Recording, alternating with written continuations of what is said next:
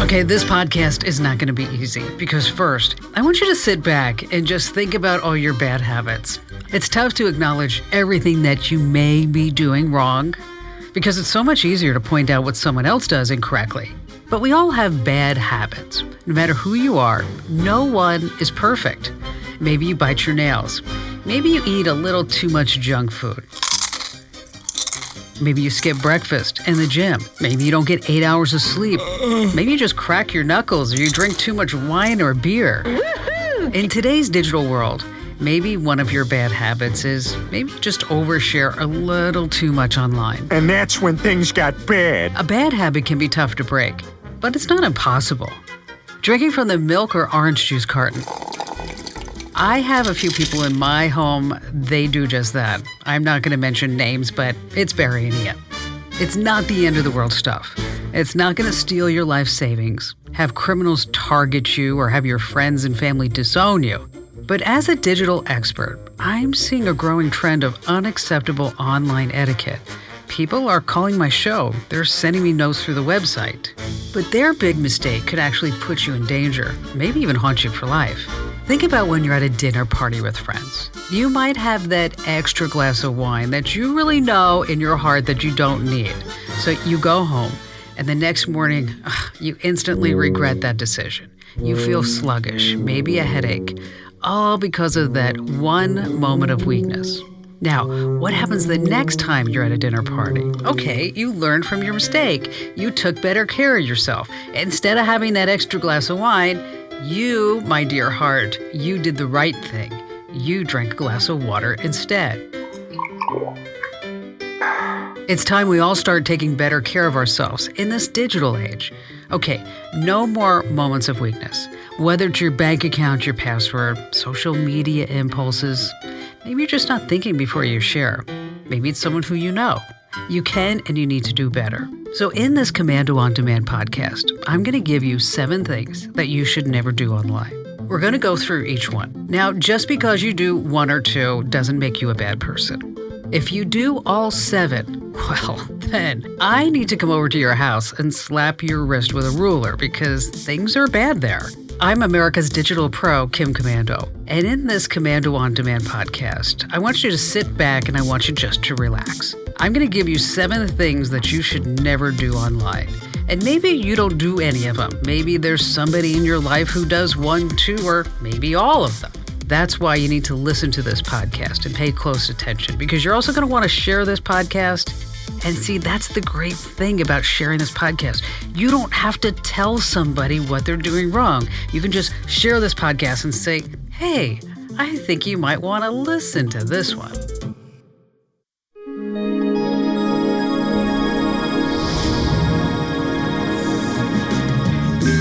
Everybody plays the fool sometimes.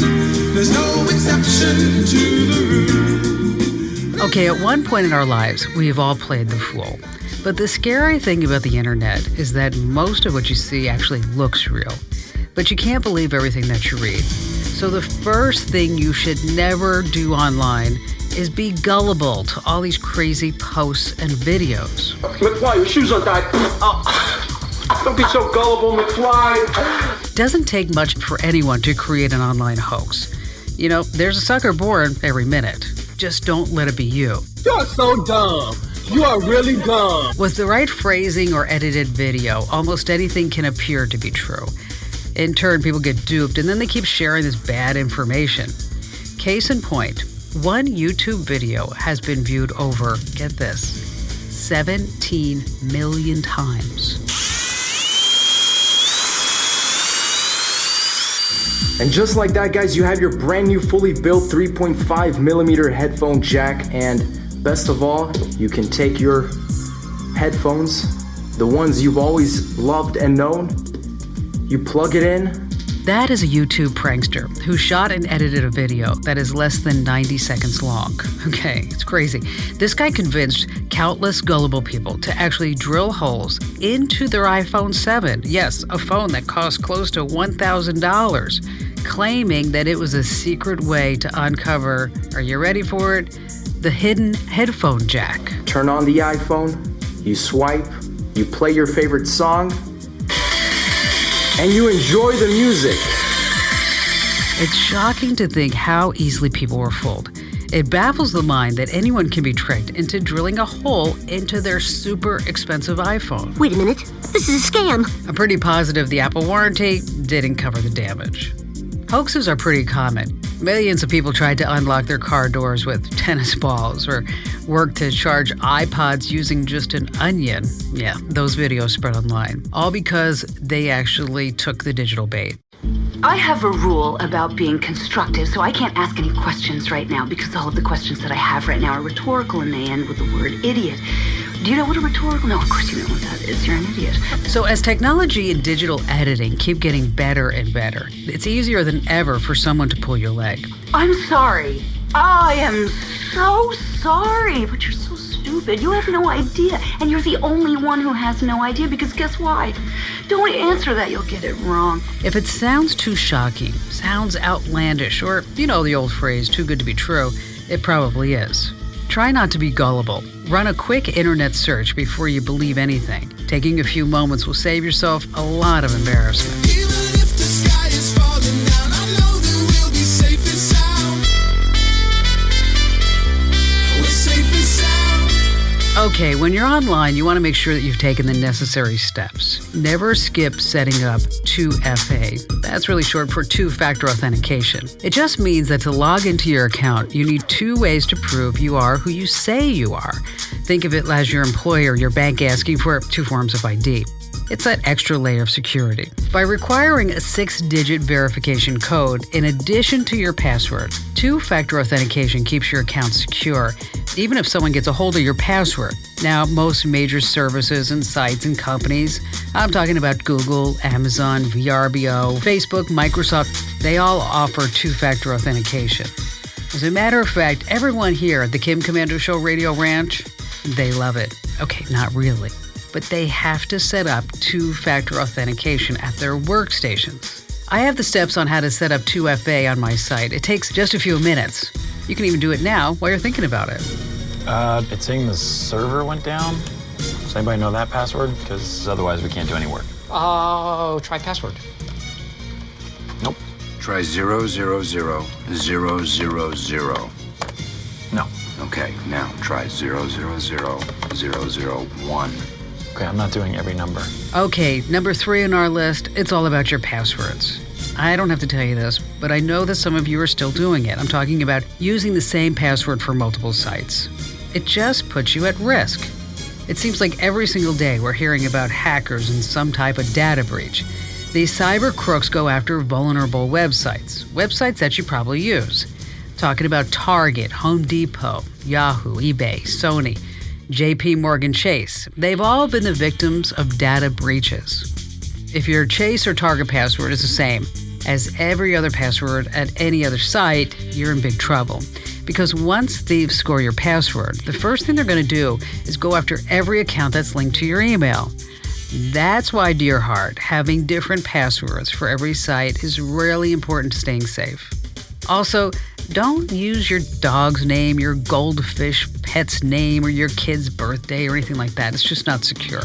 You need a super strong password. The combination is 1, 1, 1, 2, 2, 2, 3, 3, 4, 4, 5. 5.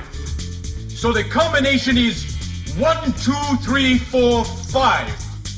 That's the stupidest combination I ever heard in my life.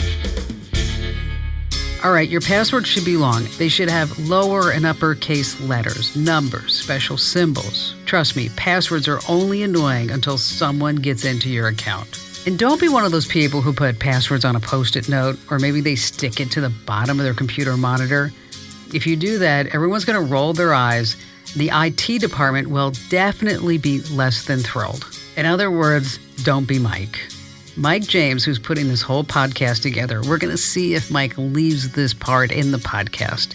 If you go over to Mike's office and you look at his monitor, you see no less than 4 different Post-it notes with all of his passwords scribbled all over them. I think I need to tell the IT department on him.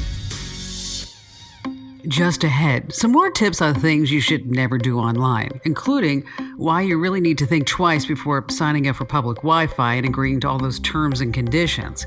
And also up next, one of the biggest mistakes you can make using social media, and you'll be surprised what it is.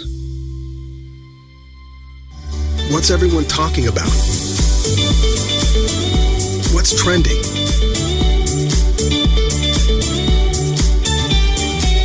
How did it start? How would we live today without social media?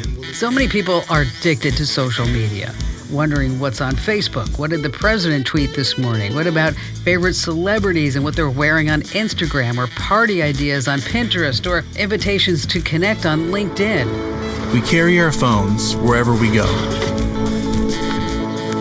They're with us almost every second of the day. We reach for them when we have a free moment, or we're curious. More than anything, we use our phones to connect with the people we care about. There are several services that will help you manage all your social media accounts. They have names like Buffer and Hootsuite. They're actually pretty sweet. You can schedule your posts per different service, so that this way, if you want a post to go on Twitter at 2 o'clock in the morning, bingo bango, it's done. What you don't want to do is use the same social media messages across all the platforms. Remember, tweets and Facebook posts are very different. Then you've got Instagram, Google+, and Pinterest. Social media is an art form. It's a little more time consuming to tailor your announcements to each type of social media, but you'll find it's worth it in the long run. It's always more fun to share with everyone. It's always more fun to share with everyone. Number 5, don't be the oversharer. You know who they are. There's at least one in every news feed. They check in there, they tag a friend, they post endless pictures of their dogs and their pets. All right, you have to be extremely careful when posting or sharing anything about your kids online. Sharing a few cute photos is fine. Bragging a little here or there because you're so proud, well, that's okay too. But just don't post too much private information. The internet and social media are just crawling with predators and child pedophiles, and it's easier than ever for criminals to find out your kid's name, find out what activities he or she's involved with, what school they go to, what jobs mom and dad work, and the rest. Go back and start looking at everything that you might have posted. Whatever you do, don't give the bad guys and gals every detail about your kid. The Wi-Fi's still broken. What happened to good morning? It's a bad morning. No Wi-Fi. Yeah, we really need Wi-Fi. Okay, let's not get carried away. We need oxygen. We have oxygen. We need Wi-Fi. Wi-Fi! Wi-Fi. Okay, enough, okay? Look what I'm doing. Look. Fix. Wi-Fi. Okay, boop, and boom. Number 6, you're guilty of it. Using public Wi-Fi without giving it any thought. After all, you walk into a cafe, you order a drink or a snack, you sit down, and you immediately log on. Well, do you ever give a second thought when logging on to Wi-Fi? Many hackers will set up their own fake public Wi-Fi systems, hoping someone, you, will connect and then start checking your banking account. They use clever names like coffee shop, cup of joe, I love food, food truck. Well, you end up being misled, and you have no idea that the system you're joining belongs to the hungry data hackers. But when you log in, secretly, all your keystrokes are recorded and then stolen to obtain personal information. Hackers will also send malware disguised as an update to your computer. And then once the malware is installed, the hackers gain full control of your computer without you even knowing. That's why it's crucial that you use what's called a VPN. That stands for Virtual Private Network. It allows you to establish an encrypted connection with one of its servers, and then you use that server to use the internet. The connection is encrypted through the server, so the VPN, they can't see your traffic either. It's a bit more complicated, but it's essential if you're going to be doing any type of banking, financial transactions, confidential type stuff on public Wi-Fi. We have links to the best VPNs over at Komando.com. Just search for VPN in the search box. You can only send private messages to people who are following you. I think you might have posted that publicly. No, he wrote something nasty about me, and then I hit reply, and it let me send a message to him. Dad, replies are public. Everybody can read them. And it looks like he retweeted it to all his 123,845 followers. And he wrote back. What did he say? I don't think I should read it. Just, can you read it to me, please? Read the reply. At Chef Carl Casper, I would rather have you sit on my face after a brisk walk on a warm day than suffer through that lava cake again.